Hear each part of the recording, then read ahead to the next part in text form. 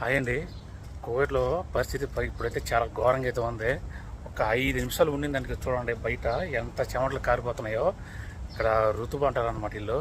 ఇది కానీ వచ్చిందంటే ఒక 2 నిమిషాలు ఉన్నా కూడా చెమటలు కారిపోతాయి. చూడండి, ఒళ్ళంతా తడిచిపోయింది. ఒక 5 మినిట్స్కి మనం అసలు స్నానం కూడా చేయక్కర్లేదనమాట. జస్ట్ అలా వచ్చి ఉన్నామంటే చాలు.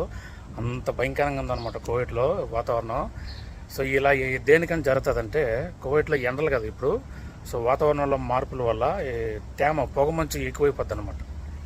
దానివల్ల గాలిలో తేమ, ఈ ఎండకి హీట్ ఎక్కువైపోయి సో ఇట్లాగైతే ఉంటుంది అనమాట. సో ఇది ఒకసారి వచ్చిందంటే ఒకసారి వారం ఉంటుంది, 10 రోజులు అట్లా ఉంటుంది. సో తొందరగా పోదు. చెమటలైతే కారిపోతున్నాయి తట్టుకురాకుండా అసలు. ఇంకా బయట పనిచేసేవాళ్ళు, అలాగే బయట కార్లు గీళ్ళు అన్నీ కడిగేటోళ్ళ పరిస్థితి ఇంక ఎట్లా ఉంటుందో తలుచుకుంటే చాలా ఘోరంగా అయితే ఉంది. సో నాకు చూడండి, తడిచిపోయి మొత్తం బట్టలు గిట్లన్నీ.